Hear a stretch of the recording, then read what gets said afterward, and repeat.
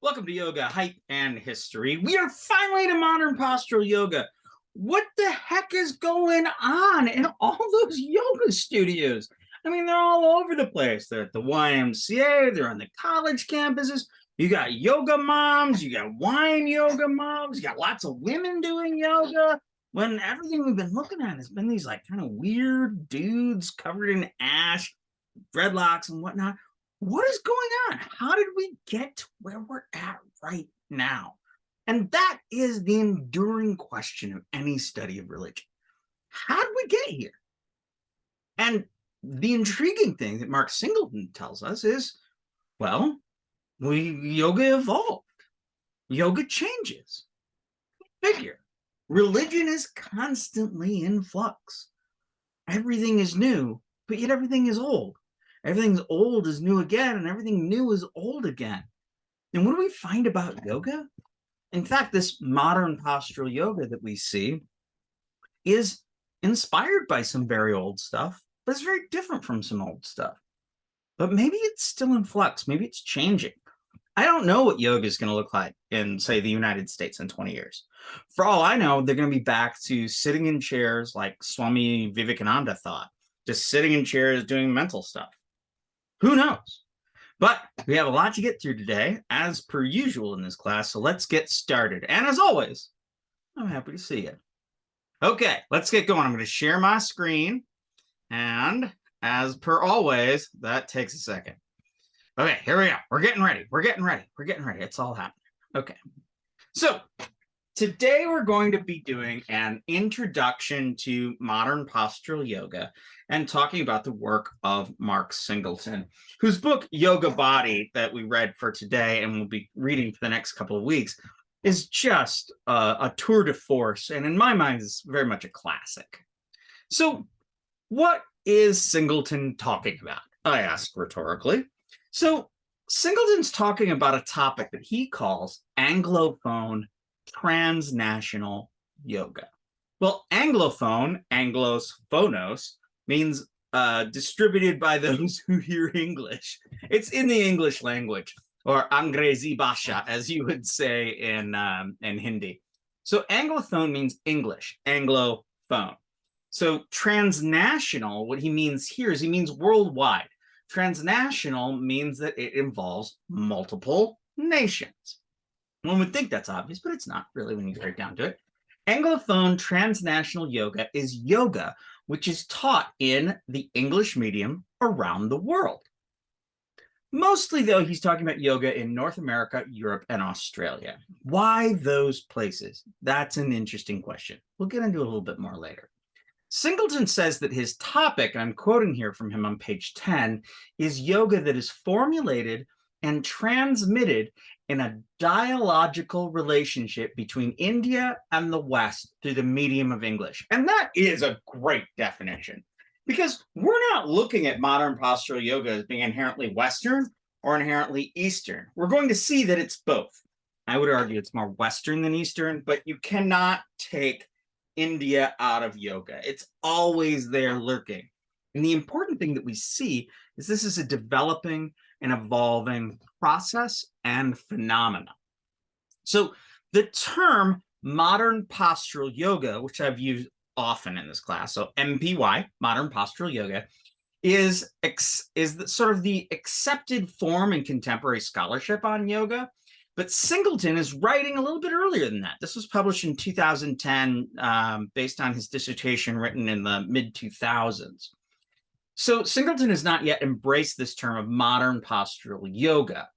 And to be fair, the terminology at the time he was writing was a bit in flux. And he himself actually really influenced the later acceptance of this term modern postural yoga.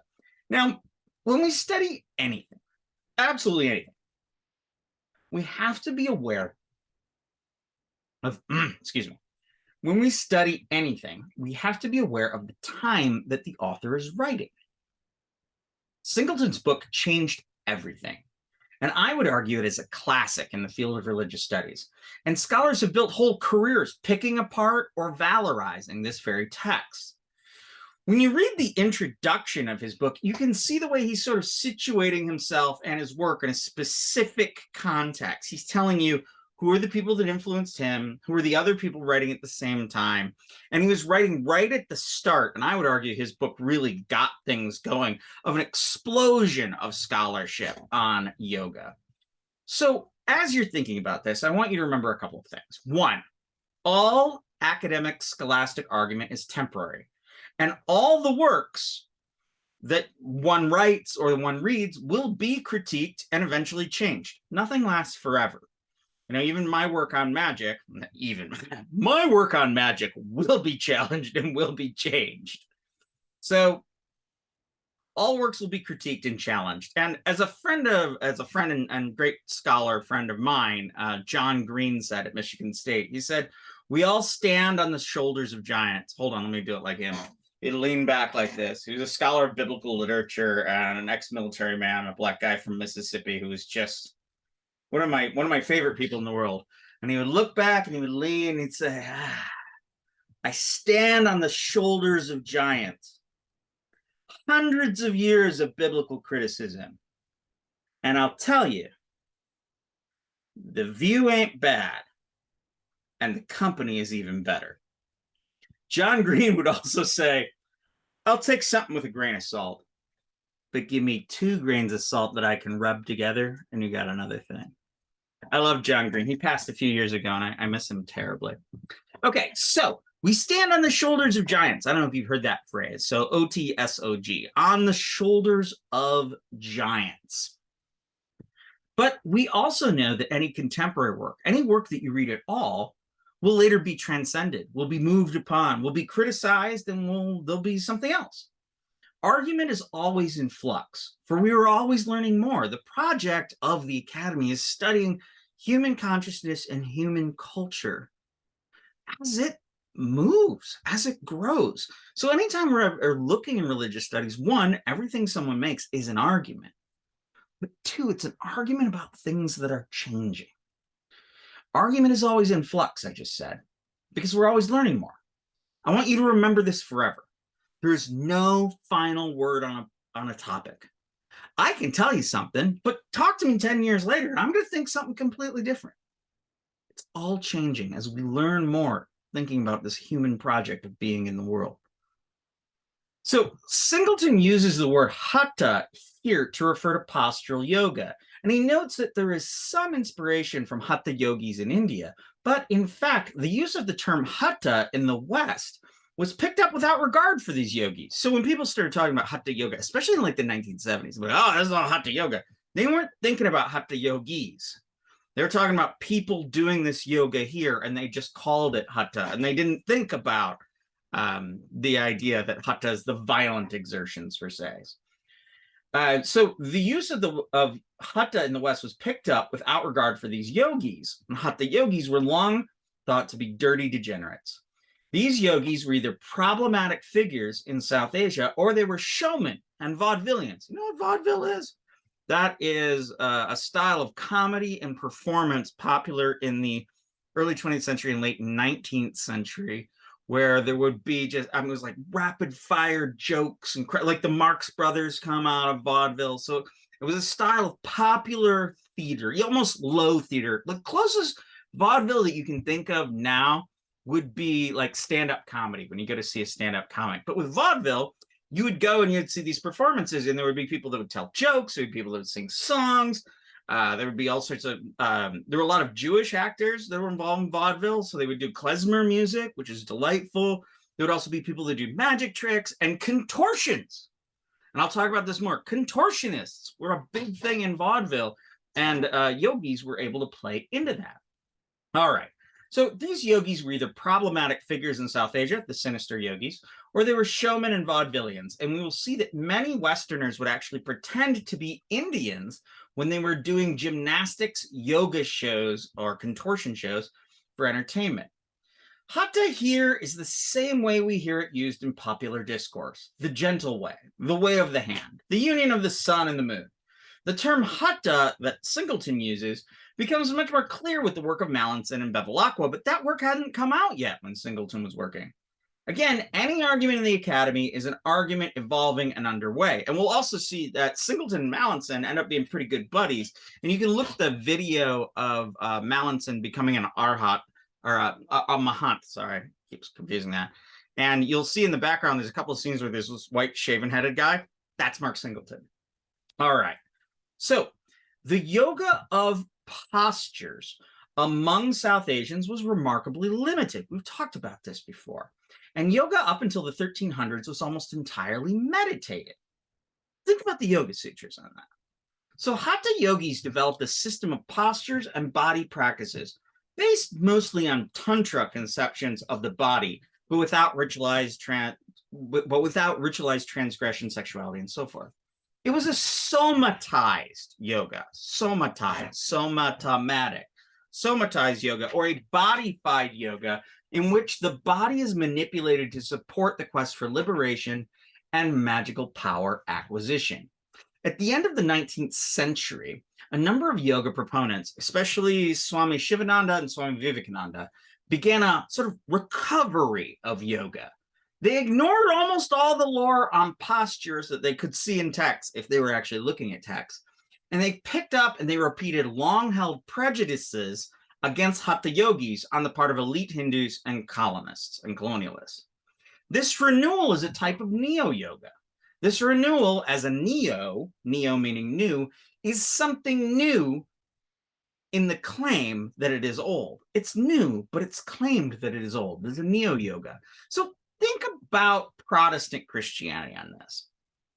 Protestants claim that the original church that Christ set out in the year 30, that the original church actually resembles the ideals of the contemporary church and not anything in early Christianity. Okay, what am I saying by that? So let me think about myself.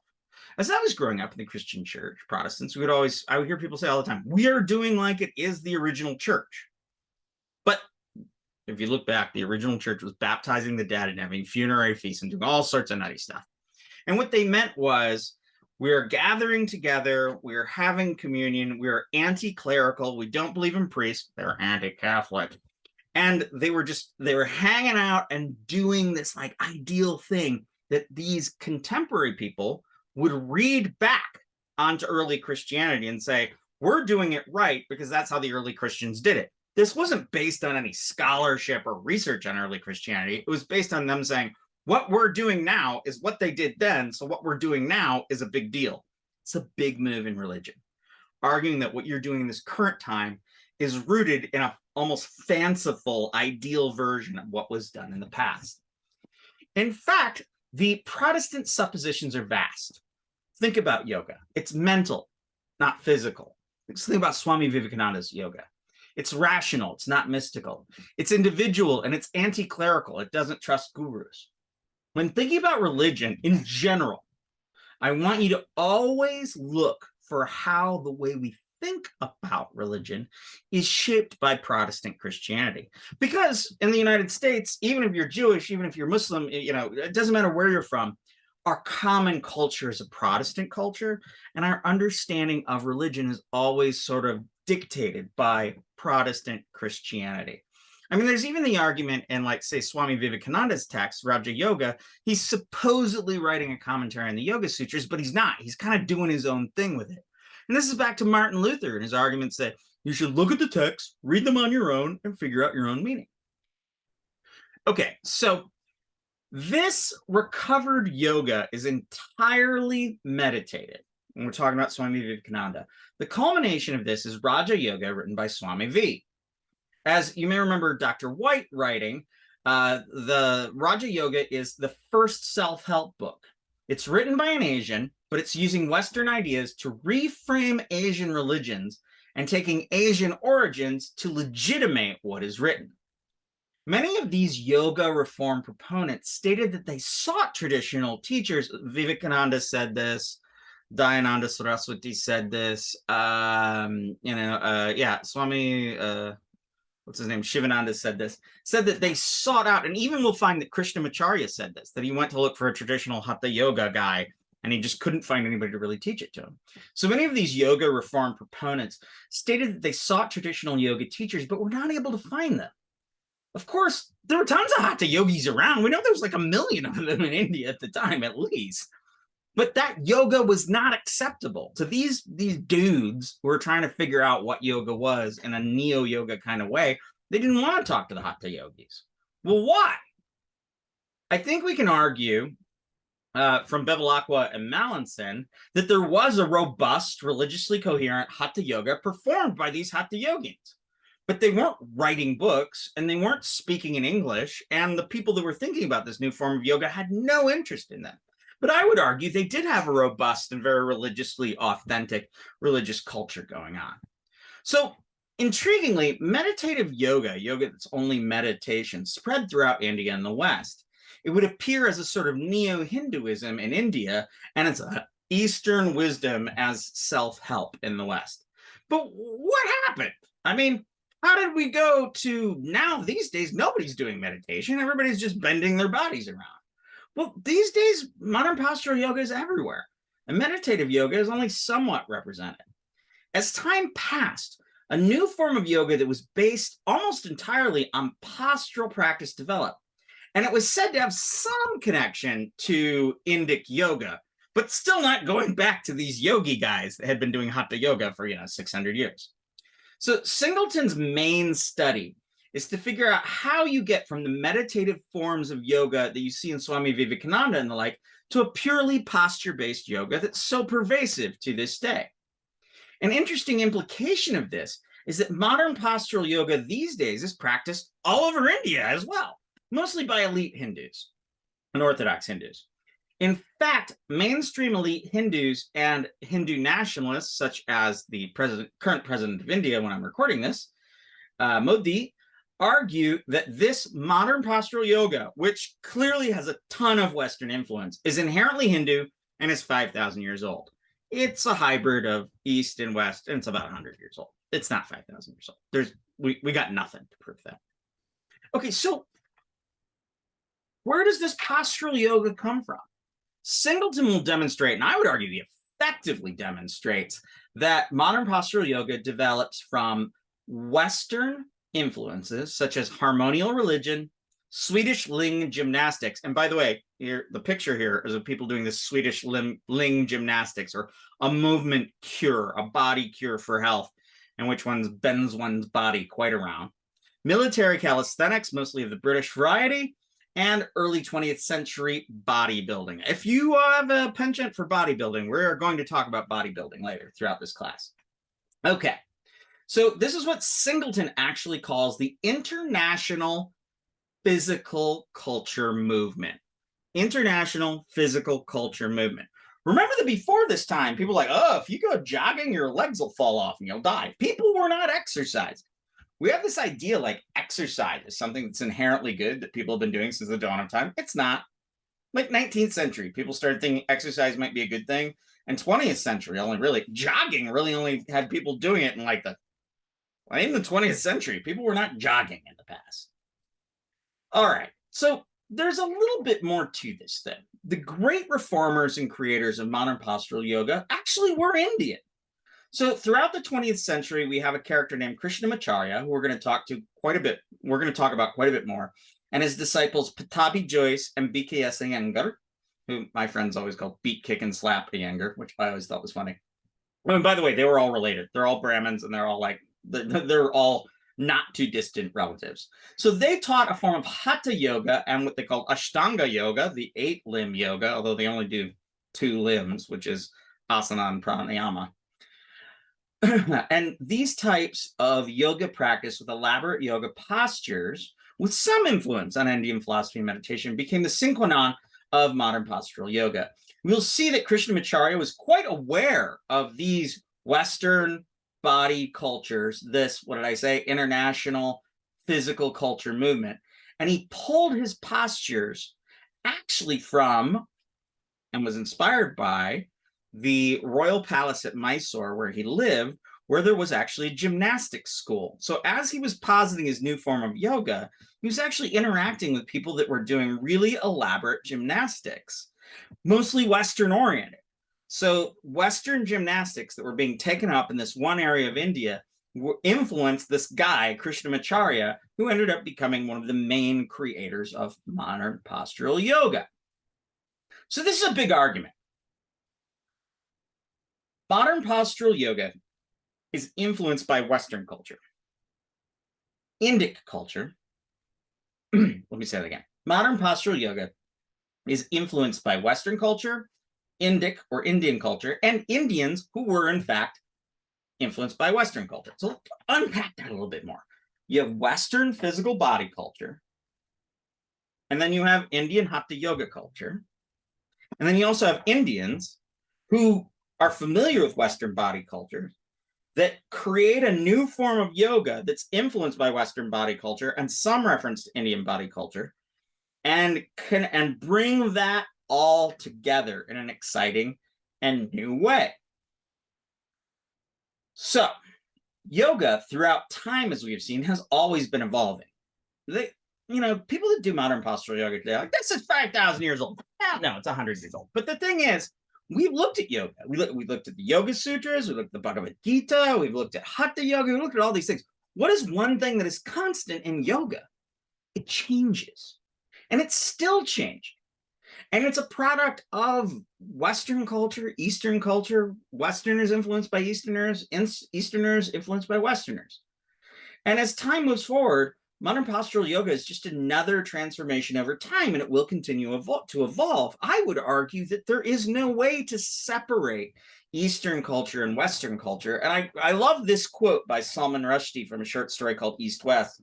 He says, and Salman Rushdie, as you may know, is the guy who's an Indian Muslim who had a fatwa sent against him by the Iranian ulama. And there was death threats against him in the 80s for his book that he wrote called The Satanic Verses, which isn't one of his better books. I think his other books are quite much better. Anyway, so he's very much a guy he's a Muslim Indian from Bombay. He lives in the West. He most recently was attacked on stage and stabbed viciously. Hopefully he will make a new recovery, but he had, a whole nation and world of Muslims against him. Though many liberally minded Muslims are like, there's no reason for people to have a problem with this guy. And he is one of the best writers that I can think of. So he writes, I too have ropes around my neck. I have them to this day, pulling me this way and that, east and west. The noose is tightening, commanding, choose, choose. I buck, I snort, I whinny, I rear, I kick. Ropes, I do not choose between you. And in fact, in the context of this story, I think he's actually talking about how much two Indian guys are talking about how much they like Star Trek. It's kind of it's a great story. I love Salman Rushdie. It's wonderful. Okay, so East and West, I will not choose. Singleton is really writing about the late 20th century into the mid 20th century. So think about it that way. Remember that.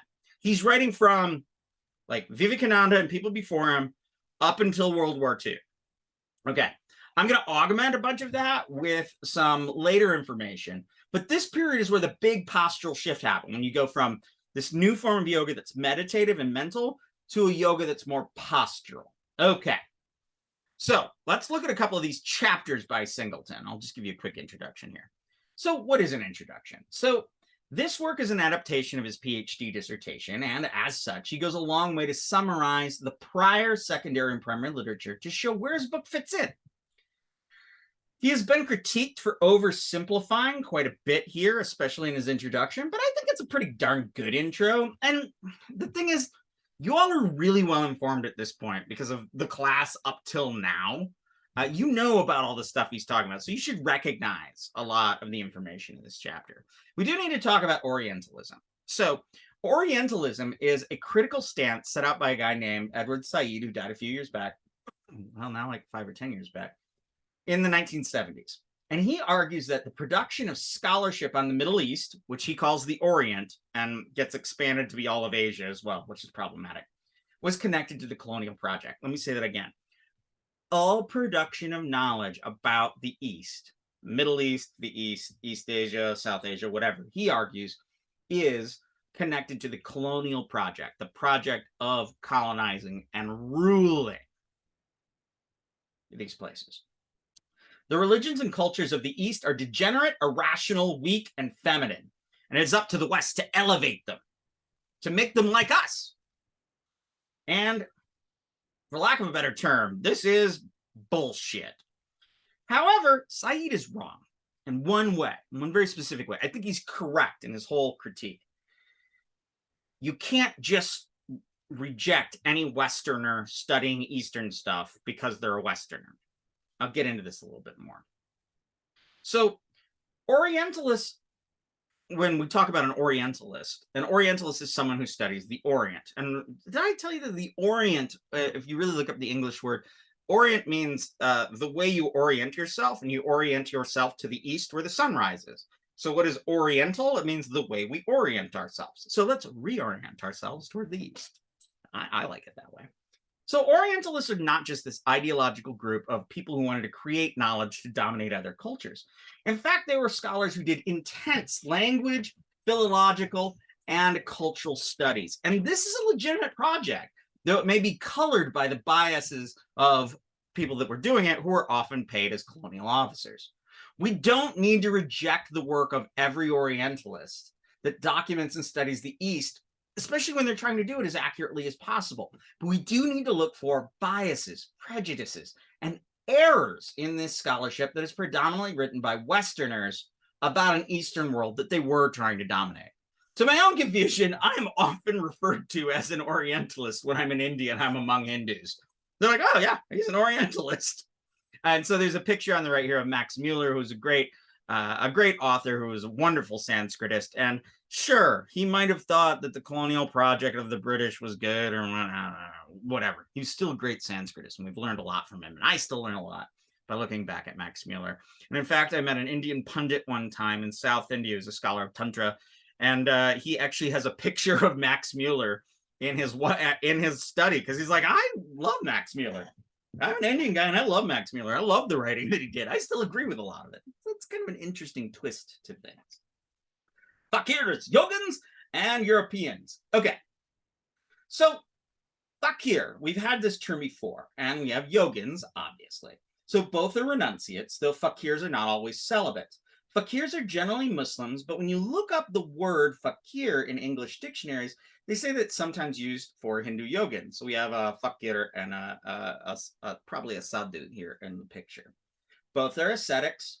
They reject the social world for the goal of religious contemplation with God and development of the soul. Liberation or union with God, also gaining magical powers. That's what they're looking for. But both are charismatic. They represent holy men. They represent holiness and religious powers. They stand in like sort of mini divinities in both religions. So Europeans, and to some degree elite South Asians, these critics would identify fakirs and yogins as with dirtiness, perverse sexuality, and black magic, rather than any type of yoga per se. Europeans, when they thought about yoga, would value the meditative yoga of the Yoga Sutras and the Bhagavad Gita as the real yoga, considering yogins and fakirs as degenerates. So, as Europeans were writing about yoga and yogins, they incorporated the spirit, if not the letter, of Swami Vivekananda's Raja Yoga. They converted Raja Yoga as the standard by which they would compare any yoga phenomenon, even though Raja Yoga is a modern work. We need to be careful anytime we look at something and convert it into a stock judgment by which we evaluate other data. And I've got this great quote here by C.J. Fuller.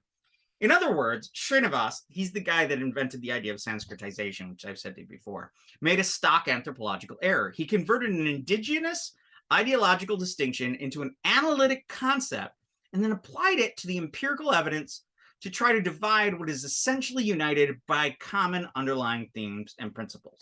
Think of it this way. You read Raja Yoga and go, okay, now I know what yoga is from this Indian guy.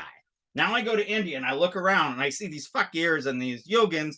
They're not doing what Raja Yoga looks like. So then I judge them as degenerate or bad or not real. When in reality, you have to look at Raja Yoga and go, okay, that's an interesting book coming out of a very specific time. It is about one guy's viewpoint. And then you look at the fakirs and the Hatha yogins and go, these guys are doing their own thing. And I shouldn't judge them especially based on something that some elite guy wrote long after their tradition got started. So there were a few yoga scriptures that were translated and published, but so many of them were ignored. I mean, think about all the stuff you read about in Roots of Yoga. That's such an important book because it shows you how much is going on with yoga. In the publication history of texts on yogas, we see that one translator, in fact, dedicated his work to a guru who was a known hatha yogi. But over time, as this book was published again and again, they removed the dedication to his guru. They deodorized yoga from any connection to hatha. We see that Indians and Hindus were also actively separating themselves from yogis and anything that looked like yogi practices. Remember that throughout this class, we have distinguished between yoga practices and yogi practices. This tension is not just between Yoga Sutra materials and hatha yogis, but it's also between modern and pre-modern hatha yoga. This is why Bevilacqua is so important, for she depicts the lives of yogis and sadhus by interviewing. Note that none of the sources summarized here that Westerners were using to think about yoga, or elite Indians were using to think about yogas, were from hatha yogis or ethnographers talking to hatha yogis. Think about the title of Bevilacqua's piece that we read, Let the Sadhus Talk. These folk that were recovering yoga, they posited a true yoga versus hatha yoga. And oddly, that true yoga ended up being the yoga gal who meditates versus the guy who was a hatha yogi in a 500-year-old tradition. There are no true yogis. There was no yoga that was really taught at this time outside of hatha before the 20th century, 19th century. So be wary of any argument about true representative and be wary of any argument about a true representative and other folks on the ground as being degenerate. So by this is what I mean.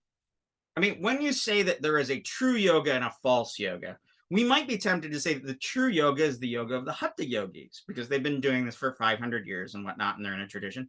But that doesn't work either. There is no true yoga. Modern postural yoga is true yoga. Yoga has evolved.